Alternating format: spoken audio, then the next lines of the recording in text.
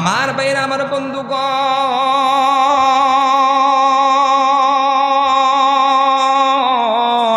আল্লাহ তাআলার নবী মুহাম্মদুর রাসূলুল্লাহ সাল্লাল্লাহু আলাইহি ওয়াসাল্লাম বলেন, তার এলোমেলো পোশাক আদি যে তার গায়ে ময়লা, তার পোশাকের ভিতরে অনেক ধুলা ভরে আছে, এমন ময়লা আবর্জনাও তার সরানোর সময়, তার পরিষ্কার সময় নাই।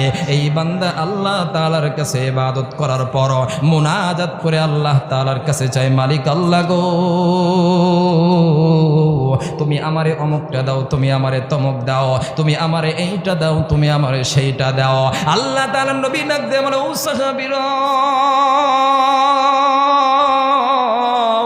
ওই ব্যক্তি যে খাবারটা খায় সেই খাবারও হারাম, ওই ব্যক্তি যে পানিটা পান করে সেটাও হারাম, ওই ব্যক্তি যে পোশাক পরিধান করে সেইটাও হারাম। সাহাবীরা বলো না, আল্লাহ রব্বুল আলামিন সেই বান্দার আমল, সেই বান্দার ইবাদত, সেই বান্দার মুনাজাতের চাওয়া আল্লাহ তাআলা কেমনে পূরণ করবে? এটা আল্লাহ তাআলার কাছে গ্রহণযোগ্য হবে না। কথা বলেন ঠিক কিনা? ঠিক।